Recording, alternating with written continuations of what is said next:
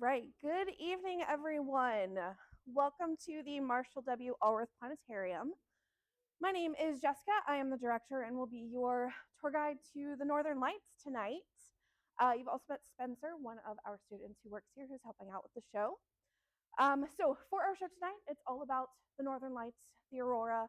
We're going to talk about what they are, what causes them, a little bit of mythology behind them, and go see if any other places have aurora too. Now, during the show, if you have any questions, feel free to just ask. If you're not comfortable asking questions in front of the group, that's absolutely fine. You can come find me after the show and ask me questions then. Now, if at any time during the show you need to leave, you are welcome to do so. You'll just exit through the same front door that you came in. Just, of course, be careful because it is going to get a little dark in here. And yeah, that's all I have for right now. So I'm going to head to the back and we'll get started.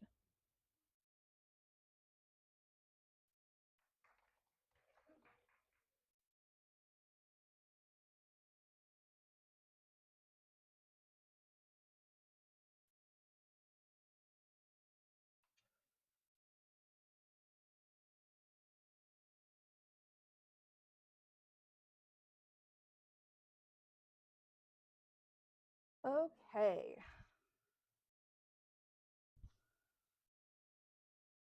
As I mentioned, our show tonight is all about the aurora, the Northern Lights. Now, as we see them, they often look like these kind of mildly glowing dancing lights across the sky. And you can sometimes see different colors. Oftentimes they will be slowly moving. And for us here in Duluth, sometimes we can see them, sometimes we can't. So we're going to explore kind of the reasons behind all of those things tonight. But to get us started, as I mentioned, I want to begin with a little bit of mythology behind the aurora because, well, humans have been seeing the aurora for as long as we've been here on Earth. So, of course, we've got some pretty interesting legends behind it. Now, the name Aurora Borealis comes from both Greek and Roman mythology. The word aurora is derived from the name of the Roman goddess of the dawn, Aurora.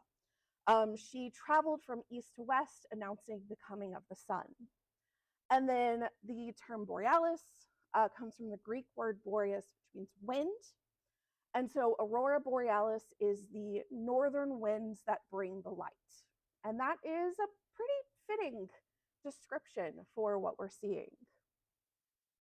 Now, in some other cultures, in places like China, when they did occasionally see the aurora, there were legends that the aurora were these great battling dragons. You had the good and evil dragons. And when the lights came dancing across the sky, that's when they were in a battle. One of my favorites is the Inuit stories behind the aurora. They saw the dancing lights as the spirits of their ancestors playing games up in the night sky. And I just think that one's really sweet. But my absolute favorite one is the Finnish tale. And I have a short little animation to show you that not only talks about their mythologies behind the aurora, but also about the night sky itself and how it all came to be. So I'm going to play that for you here.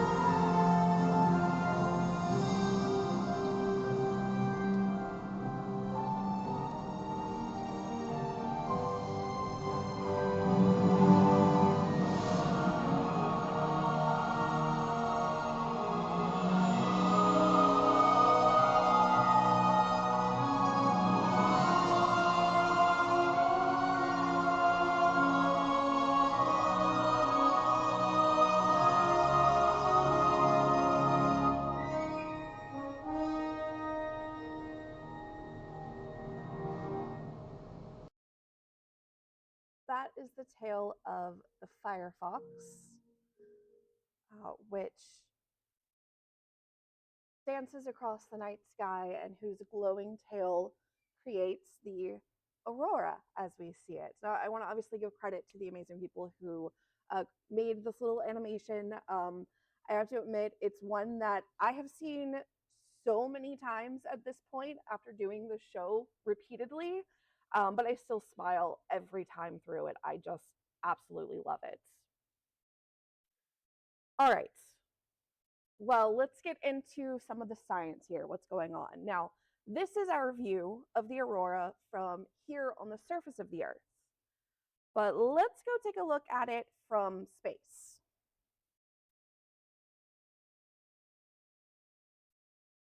Now, the aurora is actually a ring, the auroral ring, or the auroral zone.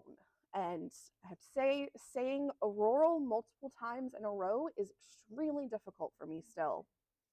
But you can see that it is a ring of light that is centered around the northern part of the Earth. It's not directly around the North Pole, and we'll talk about why later, but you can see this ring. And the size of the ring can change, and that's what determines kind of how far down the Earth it goes. And of course, if you are within the zone, that ring is over you, that is when you will get to see the aurora from your location. Otherwise, you'd have to travel to wherever the auroral ring is to be able to see it. Now, this is around the north, the aurora borealis. But let's head down to the South Pole and see if we have a similar situation. And turns out we do. There is also an auroral ring around the kind of southern part of the Earth. This is the aurora australis. And it's the same deal. The actual size of the ring can vary over time, and that will determine kind of which locations are able to see the aurora at that specific time. So, what's actually causing this? What's going on? Why are we seeing these rings of glowing light around the north and south poles of the Earth?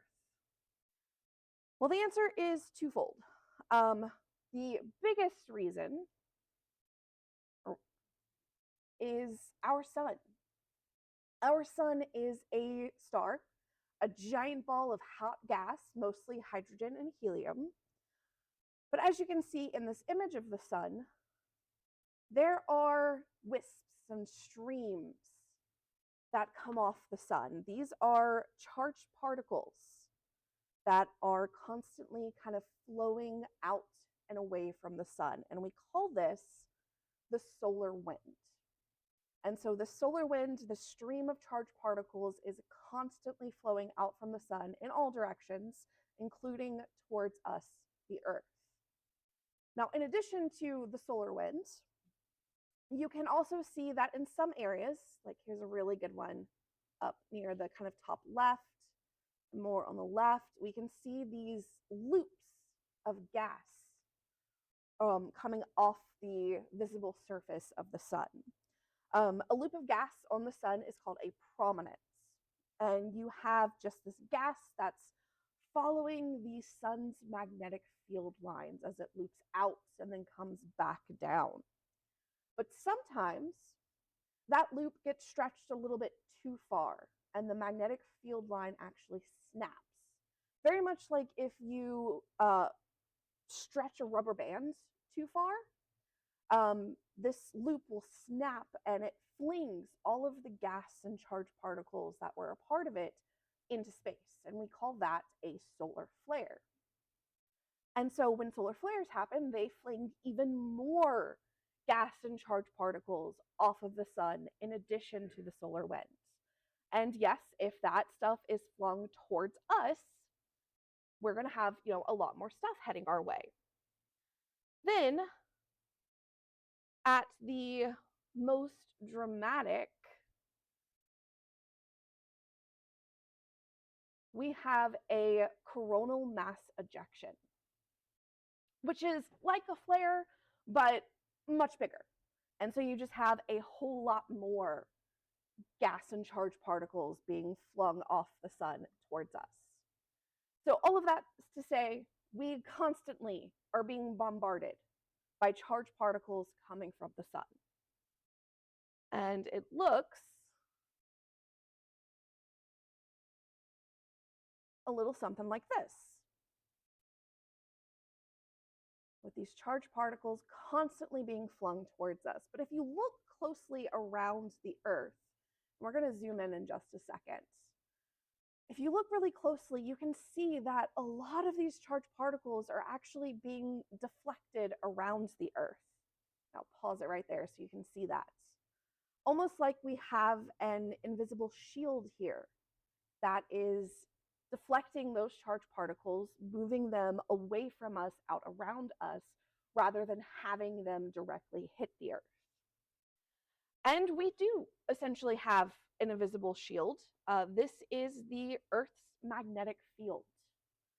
So at the core of the Earth, the outer core is made up of liquid metals, things like nickel. And when you have liquid metallic substances that are rotating and convecting, you get a magnet. So the Earth is essentially like a giant bar magnet. And we can see that we have one end of the bar magnet coming out of the top of the Earth and the other coming out of the bottom of the Earth, but not quite at the north and south poles. The north and south magnetic poles are at a slightly different location than the rotational poles. So what happens? We have these charged particles heading towards us. They hit the Earth's magnetic field. That acts as a shield, deflects the particles around, except not all of them. Some of them do make it through that initial contact with the magnetic field of the Earth. And when it does, it starts following the Earth's magnetic field lines, which means those charged particles get funneled down to either the north or up to the south. And when those charged particles hit the Earth's atmosphere, they cause the gases to glow. And that's where we get our aurora from. It's these charged particles being funneled by the Earth's magnetic field to these areas around the north and south, where they then hit the gases and cause them to glow. So that's why our auroral rings aren't completely centered on the rotation axis, because they're determined by the magnetic axis. This is also why we can see, let me orient us a little bit better here. We can see the ring kind of change in size over time. And that depends on how much stuff the sun is flinging at us. When we have something like a flare or a coronal mass ejection heading towards the Earth, that's a lot more stuff that's going to get hit, or a lot more stuff that's going to hit us. And that leads to that ring being bigger and wider and allowing more people on the Earth to see the aurora, to have the right conditions for it. All right, so that explains some of it. But as I mentioned at the beginning, we do see the aurora comes in different colors. And those colors depend on what gas is glowing. Our atmosphere is mostly nitrogen, but we do also have other gases in there like oxygen, carbon dioxide, things like that. And so the reds and the greens that we see are due to oxygen. Oxygen that's higher up in the atmosphere tends to glow more red. When it's lower in the atmosphere, it glows more green, and that's just due to the concentrations. When the oxygen is a bit more spread out, there's different interactions going on, so you tend to see the reds. And when it's denser and more concentrated, you tend to get the greens instead. But then we can also have some blues show up, which come from the nitrogen, when the nitrogen glows. And just to kind of give you a more at-home example here, this is exactly the same way that a neon sign works, right? You have a tube of glass, usually filled with neon gas, and when you run an electric current through it, you're giving energy to that gas, which causes it to glow. And in the case of the aurora, that energy is coming from these charged particles hitting the atmosphere rather than, us running a current through it. But it's essentially the same thing. So that's where we get our different colors. And so heading back to Earth real quick, you can see this where we tend to get the reds at the top and the greens at the bottom. Where they mix, you tend to get more of a whiter color because you get the greens and the reds mixing. And then occasionally you'll get blues there at the very bottom. And if you see colors like pinks or purples, you're just seeing kind of mixtures of these three colors as they kind of mix as all of the light gets to your eyes. So that is the basic science behind the aurora. We have these charged particles from the sun. Some of them get through the Earth's magnetic field. They're funneled down, they hit the atmosphere, the gases glow, and we get our dancing curtains of light across the sky. Now, before we get into a little bit more about how you can see the aurora from here on Earth, let's take a quick detour and go and see if any other planets have aurora or if it is unique to the Earth. So first we're going to head to Jupiter, and I'm going to make you guys act like scientists right now, and you don't have to say it out loud, but I want you to make a prediction. Do you think Jupiter has auroras like Earth?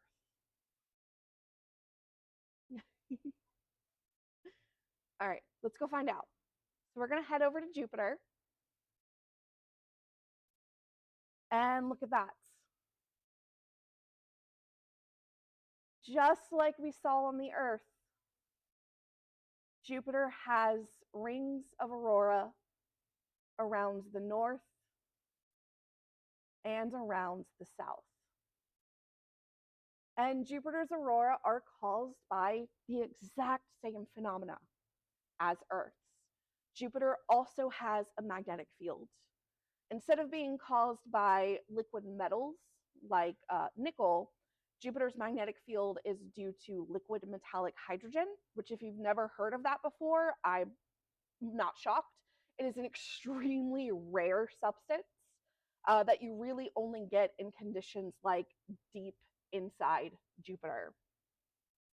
But this creates a much more powerful magnetic field than Earth has.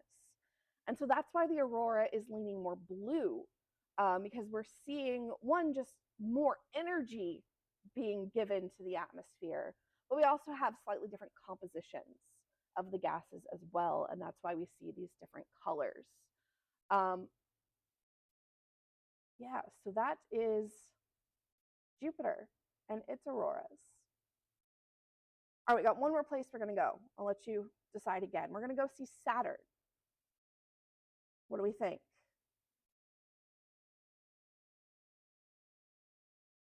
All right, let's go find out. Let's go find Saturn.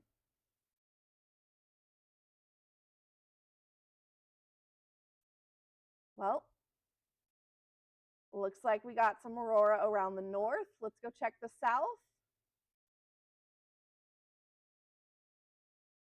And yep, Saturn has, well, it disappeared a little bit. Here we go.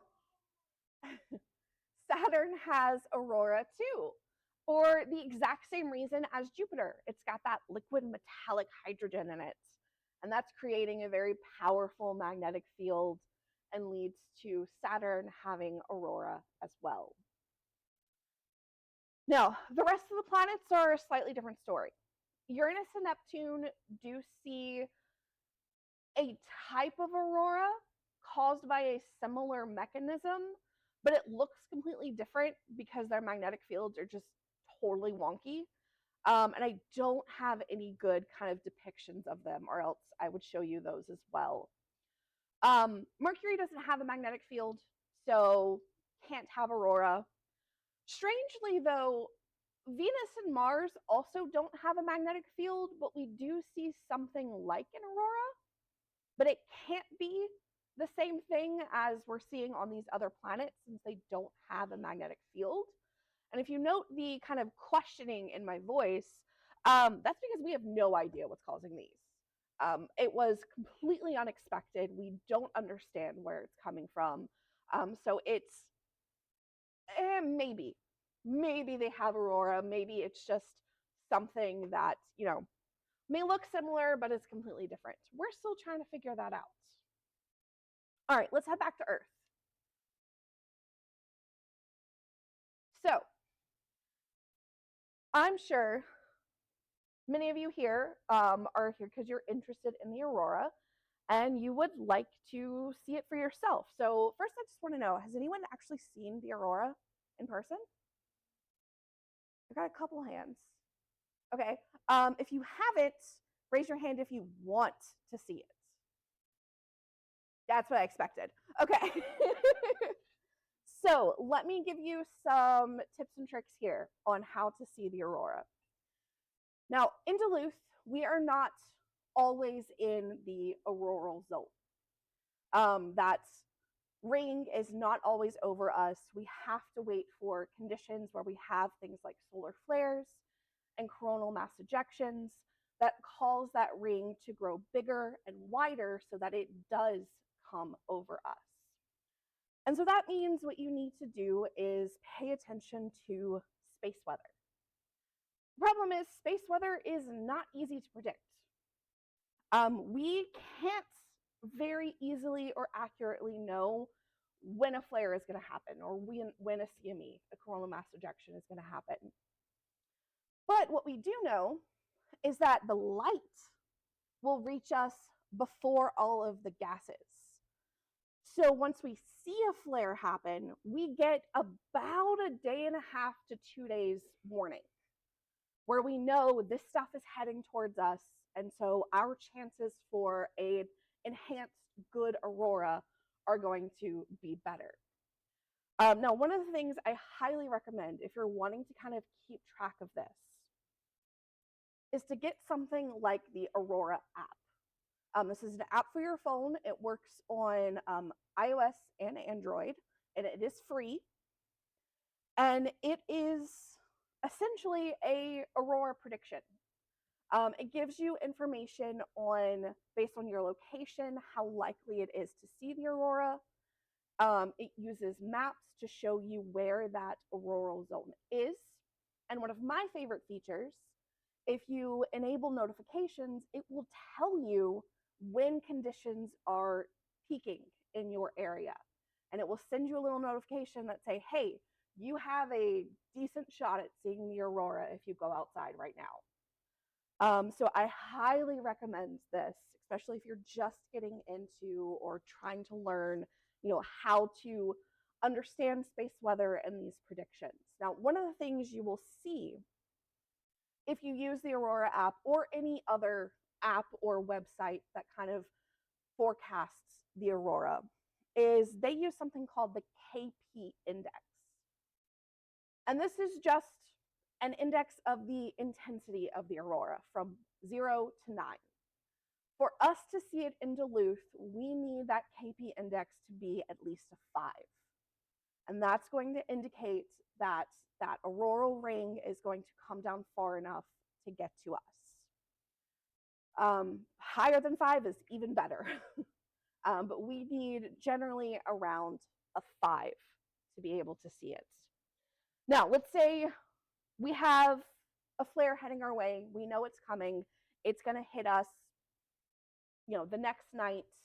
KP index is looking good. Weather's looking clear. Where should you go? Really just anywhere out of the city lights. I know people who've had a lot of luck seeing the aurora up at Hawk Ridge. Even just going out to Brighton Beach, you get enough out of the city lights. Me personally, I hop on the scenic highway and drive towards Two Harbors for about 20 minutes and pull off on one of those little scenic overlooks. You're far enough out of the city that you're not getting those lights. You're looking out over the lake, so it's nice and dark, and you get some really good views, not having to travel that far out of the city. Now, for those who have not seen the aurora in person, there's one thing that I want to make sure you're aware of. The aurora is not going to look as bright and colorful and vivid as you might see it in pictures and videos. That's because our eyes aren't as good at capturing color in low light settings like a camera is. And so our eyes aren't going to pick up on as much color. So they're going to seem a lot more muted. So I just want to make sure that you have that knowledge and don't inadvertently get disappointed if you're not seeing these very vivid, bright colors. It's still a beautiful experience. And you can still get some colors. It just won't show up as much as on a camera. Now, to kind of get you hopefully a little bit even more excited about the aurora, things like solar flares and coronal mass ejections, they happen at different frequencies depending on where the sun is in its activity cycle. The sun has about an 11-year activity cycle. We are just heading into the peak of that, which means these events are going to become a lot more frequent, and our chances and the aurora shows that we're going to get are going to become much more frequent and much more intense. So if you haven't seen it yet, the next few years are going to be prime time to get out and see the aurora.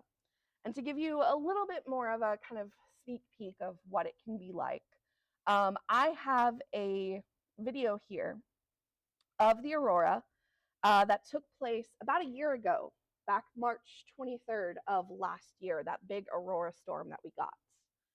Now, this video was captured with the Chickawauk All-Sky camera, which we run in collaboration with the Chickawauk Museum and Nature Center up at the end of the Gunflint Trail. It is linked, the camera is on our website, so you can always go check it out. But this is the time lapse that it captured. Yeah. This was the very first time I got to see the aurora. I went out that night, and it was an absolutely indescribable experience. It looked very much like this. Now, this is sped up a little bit, but you did really see the lights all across the sky, dancing and moving and shifting, and it was incredible. And we can expect more shows like this over the next year or so as the sun reaches the peak of its activity cycle. Now, again, if you want to see more of the All Sky camera, it is linked on our website since we run it. And it does put out nightly time lapses like this. Every night that it runs, it creates a time lapse, and that gets posted on the camera's Facebook page. But yeah, that is the mystery of the Northern Lights. Hopefully now you have a good understanding of what forms them, what conditions we're looking for, and how you can best view them yourselves. So thank you all so much for coming out. Thank you. And I am going to turn these lights up. Are there any questions? Yes.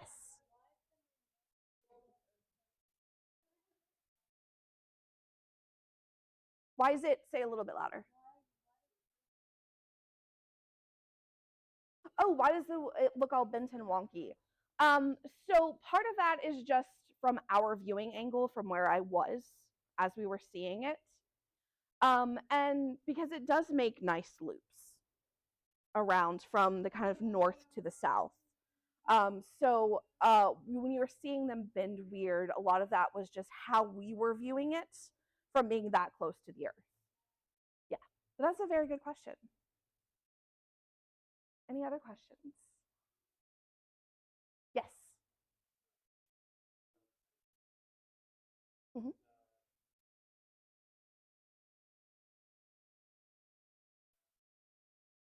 That's so how frequent the aurora occurs is it's I can't give you a prediction on that. It is going to be many times over the next few years, but with how hard it is to do any solar weather prediction, I can't tell you if it would be weekly or monthly or anything like that. Just more frequent than it is now. Yeah.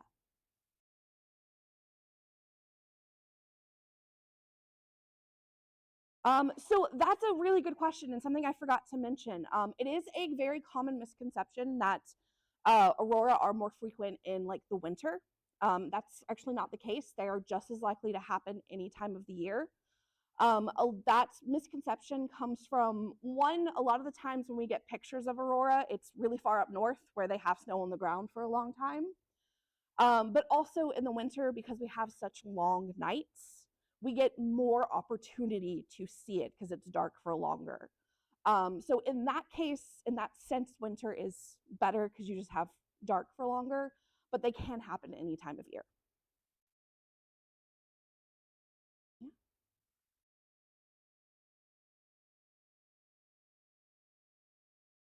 Yeah, areas that are more frequently in that auroral ring, like Greenland, Finland, Norway, those sorts of places, they see it a lot more frequently because the ring is always, right on them. Yes.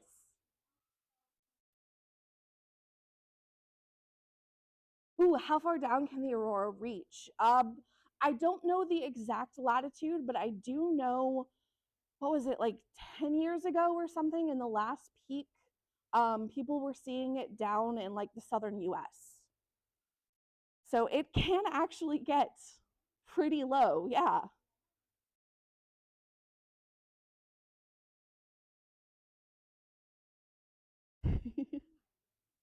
All right. Well, again, thank you all so much for coming. If you have any other questions, feel free to come see me at the back.